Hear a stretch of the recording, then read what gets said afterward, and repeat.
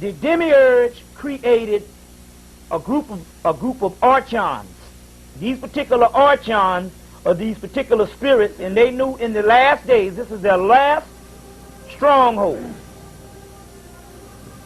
Their last stronghold. They are in cahoots and in conference and in contact with the powers that be.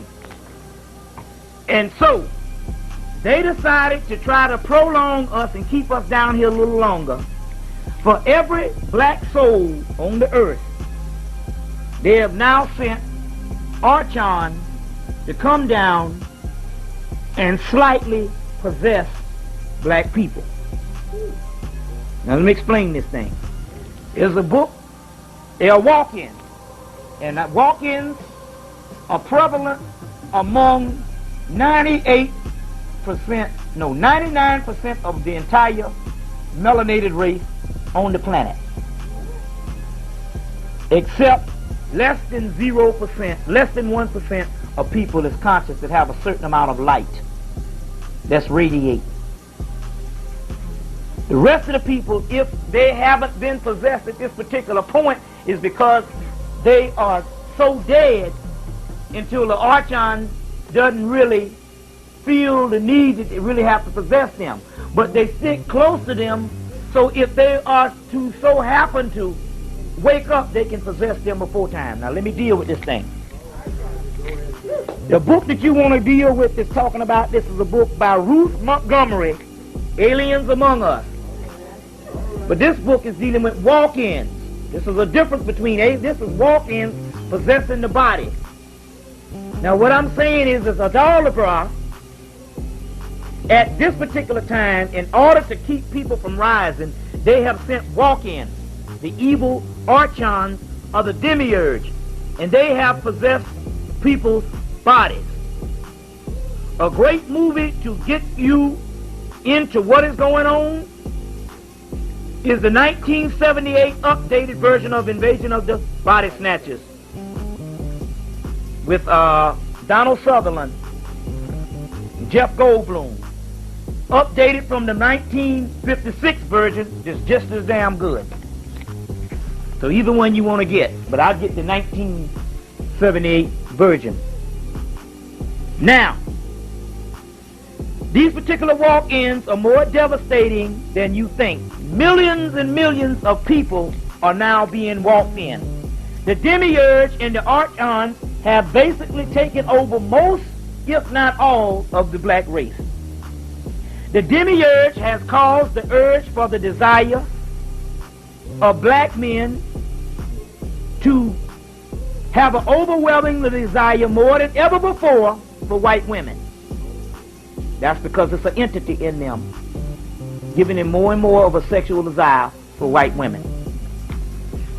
The demiurge has also caused a rapid influence of gang violence as well as teen violence and drive-bys.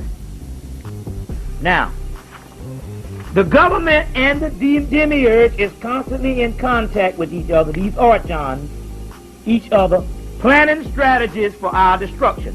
For example, the government will bring drugs and crack into the community. The demiurge will possess the bodies and give them an overwhelmingly desire to crave the crack cocaine that initially gets them hooked. The government will give them guns and will give them guns and different weapons, and the demiurge will give the people the overwhelmingly desire to kill one another. So it's a twofold thing. You go, well, how the hell our people just start shooting each other like crazy now? For crazy shit here. You see? And like I always say, if you understand case studies, if our people started blowing ourselves up overnight, if it was a trait in the black community that we have always had, you would have seen instances of this in the 70s, in the 60s, in the 50s, in the 40s. But it happened overnight. You understand what I'm saying? Overnight. You see what I'm saying? So, There's a twofold system going on with the government supplying the guns, but it's up to the demiurge to supply the zombie-like desire to kill.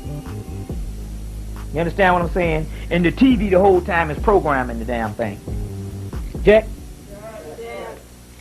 Okay. The demiurge gives black people a greater desire than ever before for the love of white people and the hatred of black people. Is why both black in entertainment and government often sell us out.